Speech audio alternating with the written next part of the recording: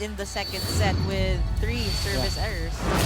And those 3 blocks and 1 ace, those are indicators of what happened. Kargado yung serve nila at sobrang tibay ng depensa nila sa net. Kaya hindi makapuntos ang EAC. Consistency is key for the Letran Lady Knights. And the same thing is happening here. First point goes to the Letran Lady Knights.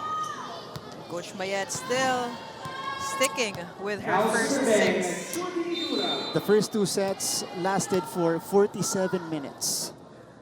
EAC had more points, or at least had 1 more point in the second set, but that set lasted shorter. Yatura made a way to get that point. Great adjustment. Actually, medyo sumobra na nga sa kanya yung bola eh. And this is what you like about Judel. Diba? Even, actually, she likes that spot. From right behind the line, going cross court, scans the floor first, and decides her attempt. A very efficient opposite hitter. Perez, nanggigil dun sa attacking yun. But EAC is a very young and promising team. So I'm really excited to see what Coach Kirk can do for the Lady Generals. And even this young lady, itong si Angel Perez, she's showing flashes of brilliance. She's showing power. But that's always the challenge for young players, lalong-lalo na kapag sobrang potent ng mga atake mo, kargado ka umatake. It's that control and precision you'll learn eventually in your next years in the league. And with EAC, they have to go up against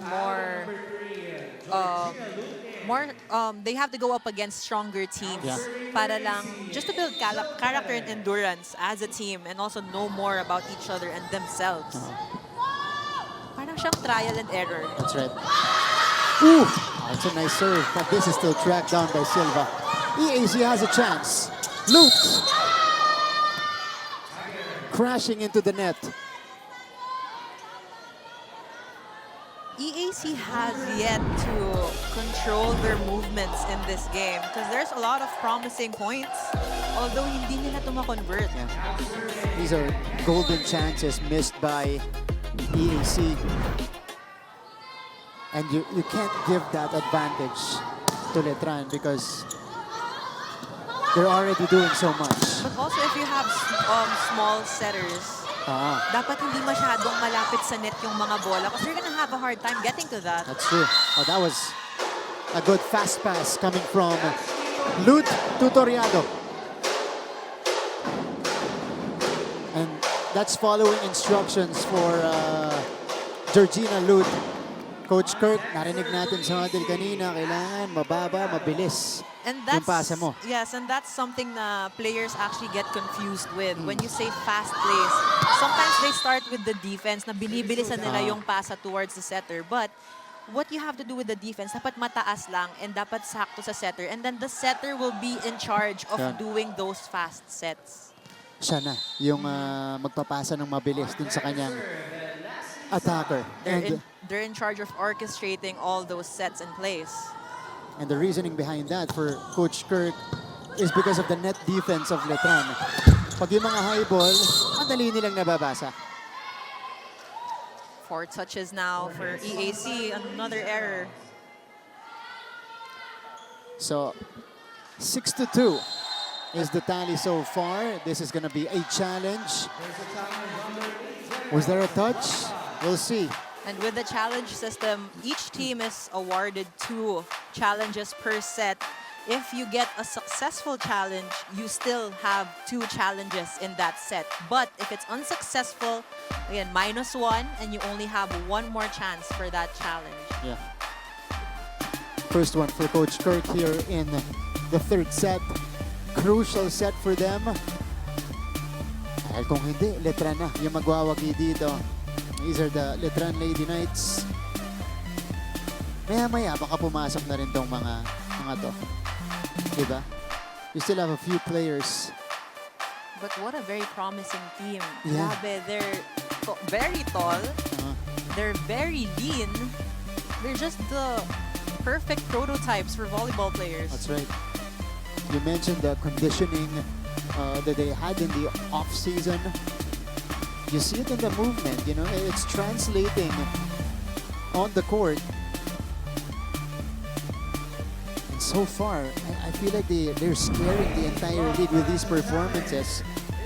So we'll see if there was a touch, if it went through a blocker. Yes, it did. And that is why we need the challenge system, because it's not seen with the naked eye. That's So right. this is something that we can only see through replays or challenges. And Actually, minsan nga yung coaches, alam nilang, they just take a chance na, baka block touch. Pero, nagiging block touch pala sila that they're not sure of. that's right. Actually, pag sina-challenge mo yung mga ganun tawag, most likely merong may touch. Dati kasi, without the challenge system, they're ruling it as not over. Yes. Yung mga ganun. But to be fair, when you're in the game, sometimes you don't feel it. True. Kaya minsan hindi ka talaga aamin kasi hindi mo talaga nararamdaman in the game. Sometimes you think it's the net that touched you from the ball. That's right. So, during that replay, EAC was able to take advantage. Is this a start for the Lady Generals? Perfect set. Good dig from Perez. Razonable. Was there a check? There was a check. EAC converts. Consecutive points for the Lady Generals here. And the Fury EAC cannot let go of this momentum. You have to be a lot more consistent in this third set. Especially they are just 1 point away from the Lady Knights. Estrelier. Back to Sari. Pinabawi. Si Vanessa Sari. Sari with a very smart hit going down the line. Going for the smaller blocker of the two. Vanessa Sari also reaching double figures for Letran. She now has 10 points. You can see with Letran, there's not just one player Yeah. who is dominant. It's actually all the spikers are there in the leaderboard. At bibihira yun. Yung multiple players na halos pareho yung karga sa palo. In this lineup alone, they have Sari, Martin, even Padilla can hit it that hard, and Judel Natura. So all of the attackers basically. I'm really excited and looking forward to seeing the second six actually. Yeah. Because how can they replicate what the first six is doing? Yung second six nila, may Colendra pa yan. Oh, this is Padilla scoring on the tip. That's a campfire open hole. That's what's great about Estrelier as well. She's utilizing all her spikers, but she can't do that without the help of Silva. That's So true. you can really see the teamwork in this team. That's a great synergy and familiarity with, siyempre matagal na yung magkakasama si Silva at Estrelier. Nitura is denied. Martin Bumuelo. Martin seeing a spot right down the middle. It's 8-5 in favor of Letran. And they're still ahead here. Pagbalik po natin, papapakinggan natin si Bianca Tagarda.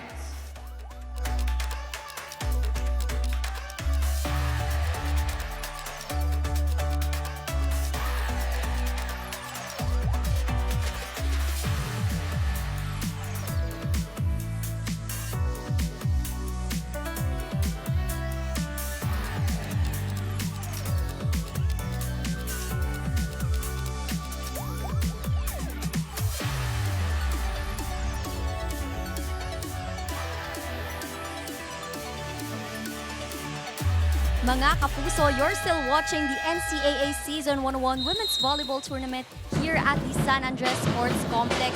Punong-puno nga ng celebration ng bench ng Lady Knights after two dominating back-to-back sets. Pero isa sa mga players na talagang mapapansin mo receiving compliments and praises from her coaches and teammates ay si Leonelyn Padilla, who will actually be celebrating her birthday this coming Tuesday. Kaya naman pala todo ang suporta ng kanyang team sa kanya in giving her the spotlight dahil magsisilbi na rin daw itong early birthday gift for her. Other than that, Coach Alexi remains impressed of how his team has been performing, but let's see if they can pull a dominating sweep after this set. Martin and Gaira? Thank you so much, Bianca Tagarda. Advance happy birthday kay Leonelyn Padilla. 6 points in her birthday game and a chance to add to her total. But she's adding to the firepower of this Letran team. And actually, kaya nga mag-birthday siya, kaya gusto niya rin magpasabog in Ayun. this match. Look at the explosive play that she's showing in this game. Birthday bash pala to ni Padilla. Salamat po at naimbitahan kami. But EAC is staying close with Letran in the third set. 6-9. Ramos with a heavy serve. Yen Martin. Her shot is deflected. Toriado scores. And that's what we should see more of Toriado, going for those side hits, left and right, not just towards the hands of the blockers. She is showing some promise. Itong si Ashley Toriado. We saw that in the girls division. She is bringing that kind of intensity here in the seniors. Strong serve. Silva. Martin. Ando si Ramos. Back row attack from Razonable. What a save from Silva. Sari will try. Ramos was right behind. Perez through the blockers. Perez going through the blockers, ending that long rally. EAC just 1 point away from the Lady Knights. I think that's the best sequence so far from the EAC Lady Generals. Coming from behind here, they're actually building their confidence already. Took them a while. Well, it's the third set, maybe third time's the charm. Yeah. Estrelier. Difficult pass. It is saved. Tinawid ni Lut. One more chance for the time. Nietura. Checked. That's a kill block for EAC, and now they've tied the match. Perez and Toriado making sure to get a hand on that ball. You can feel the intensity of these two players as well. Naninigaw na sila. Yeah. 9-all. EAC showing some fight here in the third set. Lakas lang. So, balik ang abante dito sa Letran. But I think that's mission accomplished initially for EAC to create some momentum and get their rhythm on the court. Jay Desar is back on the floor.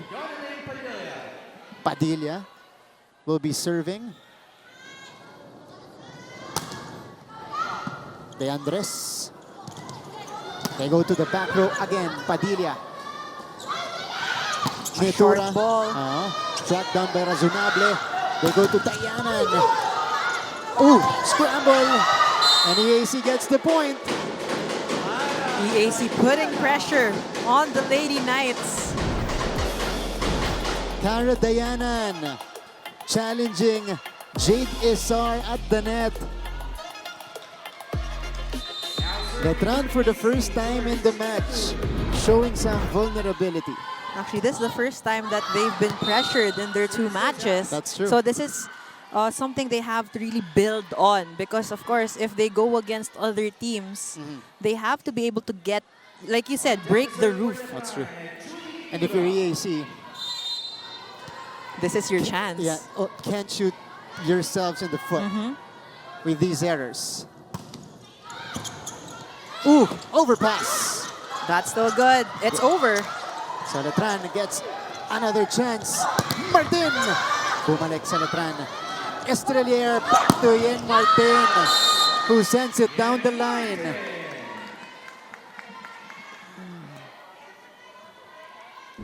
Martin Okay. seeing that Go. spot going down the line. Although it could have gone out. Oh no, that was definitely That in. was in. That was in. Great eye by Martin. 12 to 10. What a sharp serve by Nitura. Oh, Toriado. Estrelier. Back row attack is too strong for Sari.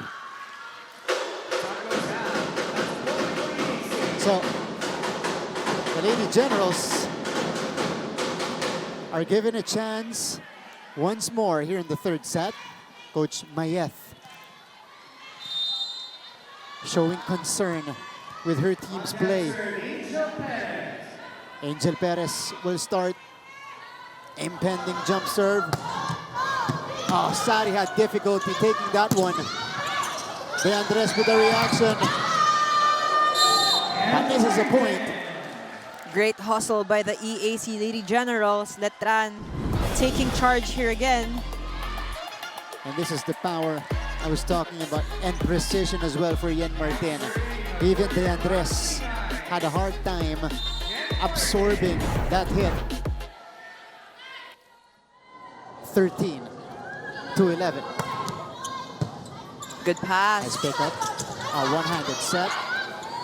Estrella to Asai. Shut down by Toriado. Toriado definitely bringing in her A game here in the third set from the floor, but getting that block. Second best middle blocker in high school. And a third place finish in the volleyball fiesta. So far, naidadala niya dito sa college division. So far, so good. Yeah. 13 to 12. Sari. Good reaction from Resonable. Back row attack. Went low for Perez. EAC cannot commit any errors right now because they're just gaining the momentum. They can't give it back That's to true. Letran. Letran working with a 2-point advantage. This has been the barrier for EAC. Jade Isar, all of her 3 points coming in that first set. Razonable puts it down.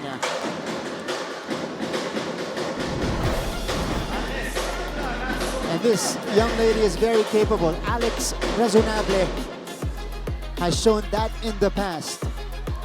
And this is what we need to see with EAC. They need that confidence. They need that grit. Dayanan. Nice pop-up by Sari. Bumalik sa kanya. De That's Andres so good. digging it up. Razonable. Sari again. De Andres with yet another save. Razonable. Woo! Razonable. Actually, she had a misstep there. Medyo hindi siya naka-take off, but that was such an advantage for the Lady Generals. Look at her Napaganda pa. approach. Oh yeah. Medyo nabitin din siya eh. Napaganda pa para kay Alex Razonable. 14 all, 2 straight from the Lady Generals. Dayanan. Estrelier. Vanessa Sari. Outside. Rough stretch for Sari. Letran is being pushed and pressured in this third set. How will they get back up? EAC takes over the lead.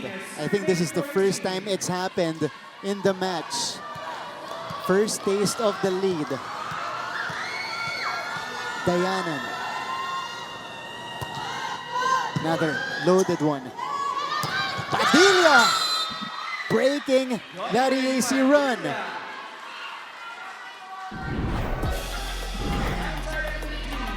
So Estrelier going to her middle. Leonelyn Padilla now with 7 points. Padilla trying to stop the bleeding here. Full front row now for the Letran Lady Knights. That's right. Here comes EAC. Razonable sends it away. Razonable being the voice of reason for the EAC Lady Generals. 5th point for Razonable. For the first time in the match, sila ang una sa technical timeout.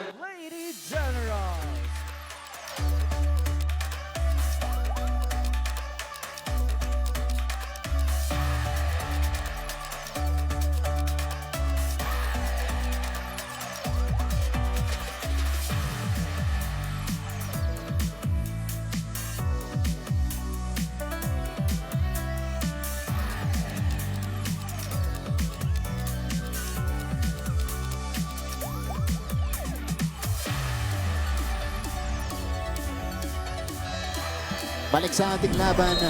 And EAC is fighting back here in the third set. Alex Razonable is a large reason why EAC is in front. 5 points in the match. And she's really challenging the floor defense of the Lady Knights. Kasi pinag-iisip niya. Diba? But there's also a change for the EAC Lady Generals because of Lute, who is now the main setter here in the third set. She's actually the more veteran setter of the two. So nakikita natin na mas kilala niya rin yung mga teammates niya. She has been used sparingly in the past, playing right behind Anformento for the most part. But today is her chance to shine. Lectura with a response. Breaking down that EAC wall. Wise decision to go for the smaller blocker for Jidel Natura. And Vanessa Sari will start. Sharp serve. Lute. Ramos with a delay. Estrelier choosing Natura again. Snap down. Good pass. Oh, Lute finds a spot. Lute showing her veteran moves. Wow. Actually challenging Silva. Oh, Georgina Lute with quick thinking in that sequence. 17-16. Good serve. Silva with a perfect pass. Yan Martin with a drop ball. Toriado. Bumalik sa EAC. Perez! Through the hands of the blockers. EAC will take their biggest lead. 18-16.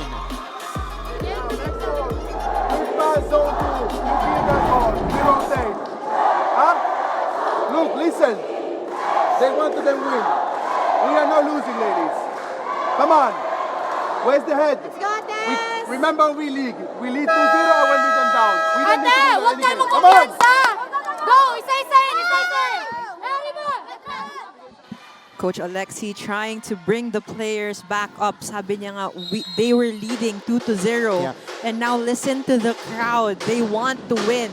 How will they get back up from this deficit right here? EAC gaining their confidence, their footing, and their momentum here in the third set. The Lady Knights are facing their first test in season 101. Down in the third set, although they have the lead in the match, but they're being challenged by this young EAC team. Ramos to start. Ramos overshoots it. That's maybe the side purpose of the timeout. 17-18. Leonelyn Padilla, who has been serving well, starts the rally. Good serve, good pass by EAC. Lute. Martin. Oh, young Martin ties it up. And this is how they pick themselves up, talking about Letran. Responding quickly after that timeout.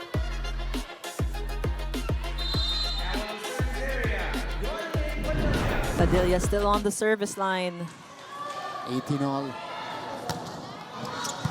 Good serve. Better pass from Razonable. Here's Perez Estrelier.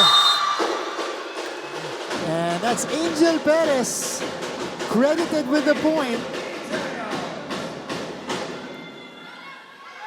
EAC is back in front. EAC acting like their team diesel right now. Yeah. Something switched here from EAC's side. Estrelier. Good set. Natura bouncing off the net.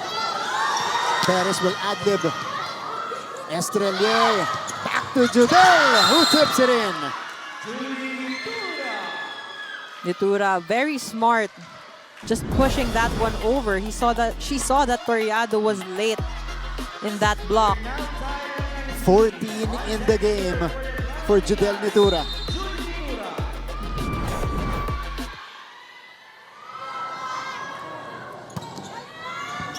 Good serve. Loot. Back set to the running Dayanan. Wow! EAC coming alive here in the third set. Beautifully set up here. A very different team Yeah. from the first two sets that we saw. I think they surprised everybody with that play. So here come some of the bench players of the Letran Lady Knights. Flores is now on the court. And these are costly service errors committed by EAC, breaking their own momentum. Double substitution here for Letran. Coach Mayet wants a full front row. So they have Colendra, Isar, and Sari up front. De Andres with a good pass. Toriado. Silva setting Colendra up. She is denied. Sari. Good touch. Loot choosing Toriado. Oh, Isar with the stare down. Isar says no entry with that very fierce shout after that monster block. Look at this. Back to sender and the scream afterwards. Showing some intensity. Letran is back in front.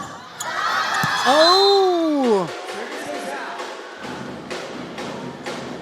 Too strong on the serve. Was Yen Martin. This isn't the time to commit errors for Letran. First close set so far. We're tied at 21 all. Ay, ito na. Erica Budonal, rather. Strong serve. Yeah, that's why she's there. Flores to Sari. Colenda tries. Deflected. EAC has a chance. Back row attack from Perez. Popped up by So Silva. good. Colendra off speed. Easy up. Razonable. Off the hands. Flores over to Sari again. Who puts it down? Sari hitting that ball straight to the floor, giving no chance to EAC to keep it alive. Flores going back to their main scorer in Vanessa Sari. Coach Kurt calling for time. Diba? Alam mo ang nangyari? Sino nandito? Diba? Ba't ka pa lumayo? Yan o. Sigurado yan kay Sari ibibigay yan eh. Kanina, ganun din. Kaya nahirapan kayo, kaya ano. Huwag na kayong lumayo. Dito na kayo, may iwan na kayo. Ah, palo natin dito. Okay, sige, kaya yan, kaya yan.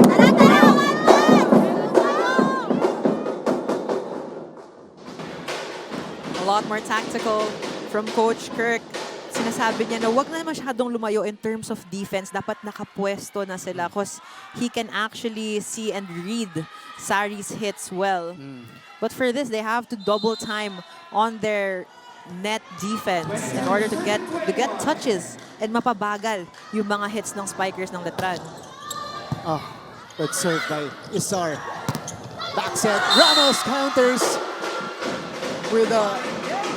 That was a running hit. That was a perfect running hit. It is running attack. You know what? I think EAC needed Loot here in the third set. She right. has been orchestrating the plays perfectly. Exactly. She has been the biggest difference maker. Oh, difficult pickup. Colendra. Shut down. That's a free ball now for EAC. There's a chance to take the lead. Can they do it? Razonable! drops it in. And EAC takes over the lead. Wow. What a play from EAC. They're being read well in terms of offense, so they're going for those drop balls. Jump inside, both of you. Again, when there's a tip, you have to come inside to take that tip, right? Because she needs to spike that ball. Good? Now, good, side out. We at 23-23. Then we serve, right? You know how to play volleyball. Yes, come on.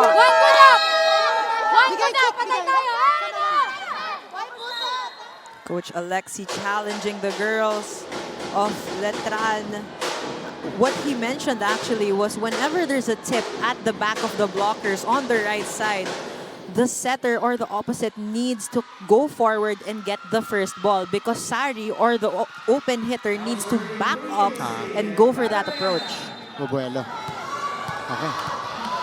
23-22. Let's see if Letran responds here. Karadayanan serves it hard. Sari with a powerful hit. And that was necessary for Sari. What a down-the-line hit. Wow. Ito yung 100% kinargahan ni Vanessa Sari. 23 all. Estrelier to serve. Good one from Nat. But this is saved. Perez sends it across. Letran. Oh, cross court.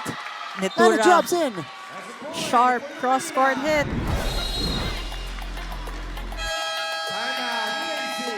So Letran is now at match point. Kailangan mo sumagat isa. Bakit? Pag sumagat ka rito, susunod sila kay. Aabutan nila kaya. Alam bakit? Hindi naman sa diretso yung kumangkabig sa ganun.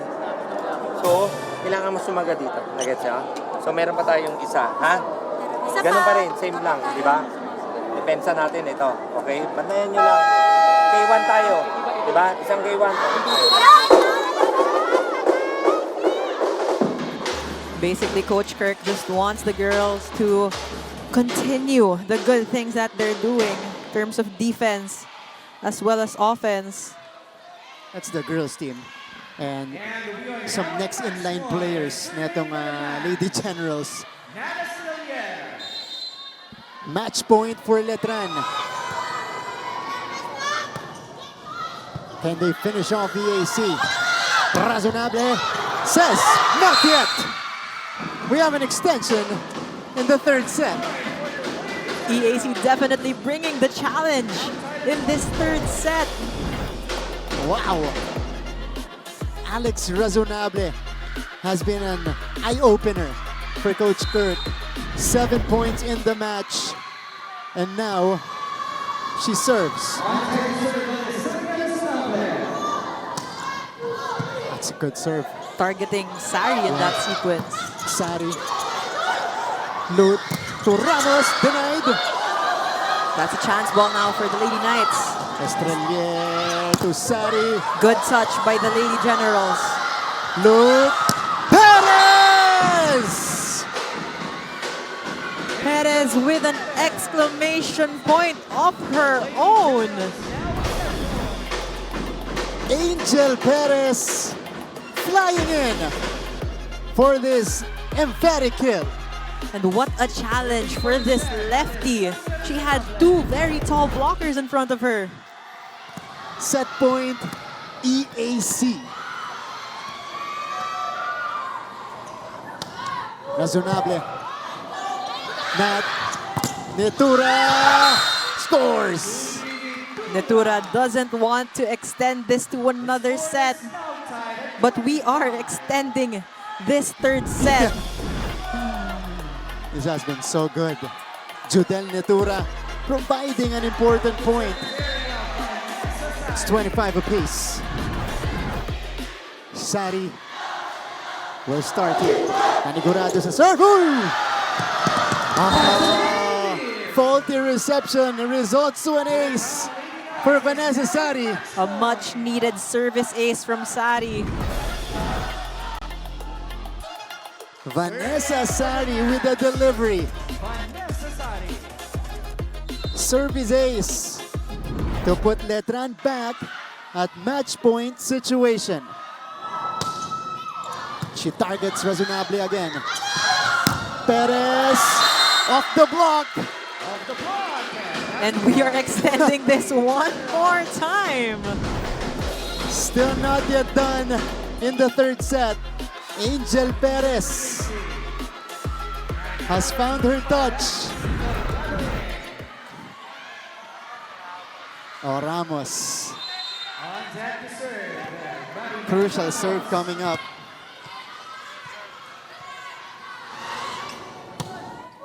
Good serve, Serve. targeting Sari. Netura through the blockers. Right in between the blockers and the net. All business for Netura. Look at that form. 17 puntos for Judel. So 35 points so far in her first 2 games in season 101. Panangin checks in to serve. Another match point situation Letran is in. Can they finish off EAC? Loot. Perez. Hininaan ng konti. A chance ball now for the Lady Knights to get this match. Martin. That's still good. Perez. Estrelier backs it. Netura finishing off the match. Well-deserved win from the Lady Knights. And Judel Netura in the clutch moments. She delivered the goods for her team. Coach Mayet very happy with this win. But what a fight Yeah. that EAC gave here in the third set. It was a good old cardiac finish in the third set. EAC showed some fight and finally figured things out. Let's listen in first to the school hymn of Colegio de San Juan de Letran.